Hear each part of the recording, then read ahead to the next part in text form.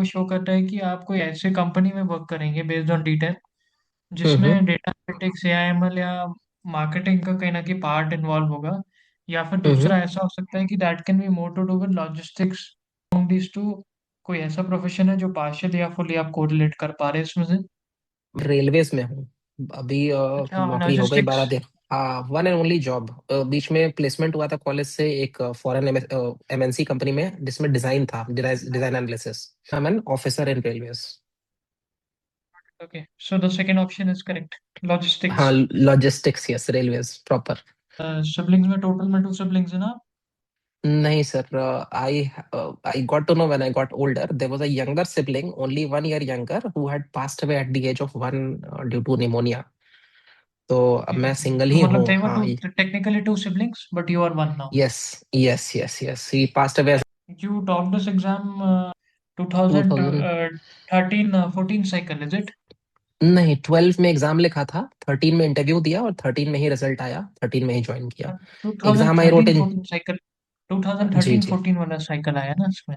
हाँ हाँ। इश्यूज में anxiety, sleep skin related allergy और ब्लोटिंग, गैस्ट्रिक ट्रबल है। और एट एट टाइम बैक एक भी रहता है आपको? बैक एक एंड एंजाइटी आर लाइक 10 में से 9। I am a 24/7 anxious person and for whatever reason I always feel anxious. Back एक मेरा शुरू हो गया था 24 साल के आसपास से, एंड अभी तक गया नहीं है।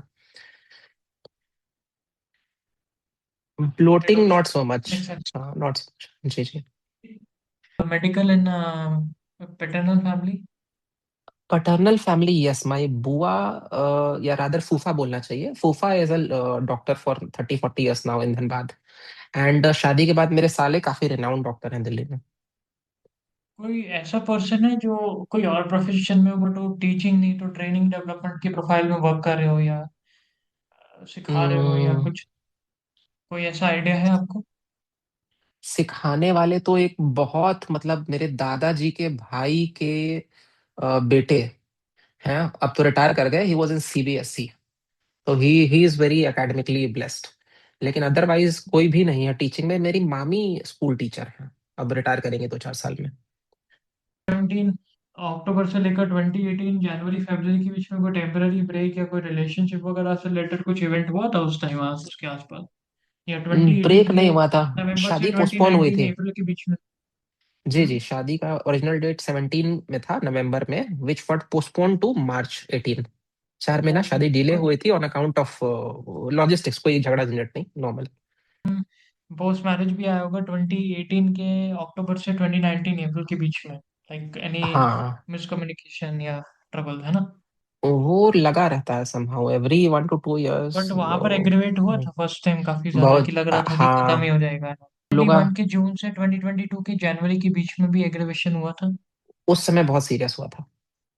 Regarding your profession, ma'am, is it related to banking, finance, or something to do with fintech, and It's specifically either related asset chartered. management or Yes, I'm a chartered. 2017 and a half मतलब 2017 के उससे लेके 2018 and 2022 से 2023 any financial trouble और relationship troubles were there?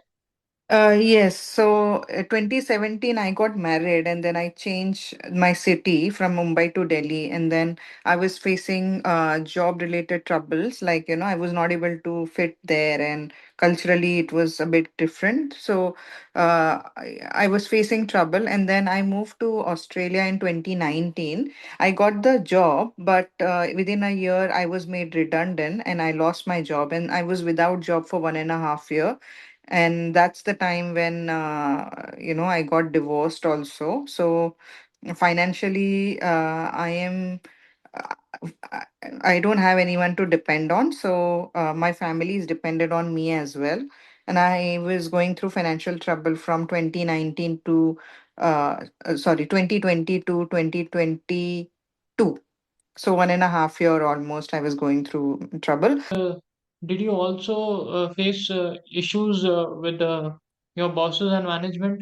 And that was in 2022 November to 2024 January, in between this time period? Yes, I did. Yes. In fact, I was in a another role. I was working there, and then I had a lot of issues with the my manager, and I actually left the job, even though I was financially unsecured, and I was without the job for 1.5 year. But I still left the job because they were troubling me a lot. You see, April or June was also troublesome for you relationship wise as well, no? Yeah, relationship wise, I've always not had any luck. So I never got any stable partner till date. And yeah, that time maybe I was dating, but yeah, it did not go well. Regarding a job loss, the timings where the job loss is happening is between 14th of March 2026 to 10th of May 2026 के बीच में. March is like reaching out, and I know कि एक महीने में ही हमारा मतलब I may be made to go अभी जो current job है. So उसके तो बाद मार्च वाला ज्यादा स्ट्रांग है मैम. मार्च वाला टाइमलाइन इज वेरी स्ट्रांग. तो उसमें जॉब जाएगा ही है ना. Yes ma'am. Okay. The curses of your paternal family and women associated with them. So कोई women को ना या तो उनका मतलब बच्चे के साथ उनको अलग कर दिया गया है, ठीक है, या कोई बच्चे का नेग्लिजेंस हुआ है कि बच्चा जो है वो छोड़ के चला गया है फैमिली को, ठीक है, और वो अलग पढ़ रहा है या कुछ नहीं. और एक पॉसिबिलिटी ये भी है कि यहाँ पर मैरिज के बाद किसी को बच्चा ना हुआ हो या बच्चे होने में प्रॉब्लम आया हो. तो ये दो या तीन में से कोई है जो पैटर्नल फैमिली में ऐसा आपको पता हो पैटर्न है पैटर्नल साइड से, फादर की साइड सो से, ग्रैंडफादर की साइड से कोई ऐसा रहा है मैम पैटर्न आपके हाँ इसमें, हाँ कैन यू जी. कंफर्म? फादर के साइड से उनके ना फर्स्ट मैरिज के 3 लड़कियां थी. उनको काफी इशू था मुझसे बिकॉज मैं पढ़ना चाहती थी तो आपको स्किन की एलर्जी भी रही है मैम एट सम पॉइंट? हाँ जी. 6 साल रही थी मुझे. स्कैल्प में काफी ऐसे मुझे लग रहा वो था आपको सोराइसिस. फ्लेक्स वगैरह या हाँ जी. फ्लेक्स या विटिलिगो टाइप है ऐसा कुछ बनने लग गया था मैम बेसिकली? हाँ हाँ जी. हाँ जी. 6 साल तक रहा है. ठीक है. एंड आपकी फैमिली में कोई ऐसी पर्सन है जिनको हेलुसिनेशन या बाइपोलर डिसऑर्डर भी रहा हो मैम पैटर्नल फैमिली में? Bipolar disorder I don't know. मैं अभी वो स्टेप सिस्टर से बात नहीं करती हूँ, बट उनके जो बच्चे हैं वो इतना अच्छा नहीं, कुछ कुछ अच्छा नहीं कर रहे हैं. जैसे कि एक है जो रिहैब में होके आया है अभी. That's what I'm saying, right? That's what I'm saying, right? Hmm. Marriage में 2019 में मैं प्रेग्नेंट हो गई थी, लेकिन मेरे एक्स को फाइनेंशियली चैलेंजिंग लग रहा था बच्चा, तो हमने अबॉर्ट कराया था. पर वो 1 महीने के अंदर ही करा दिया था क्योंकि There'll be something very mysterious about that fact कि कंसीलमेंट या बच्चा होने में भी there'll be something or the other trouble.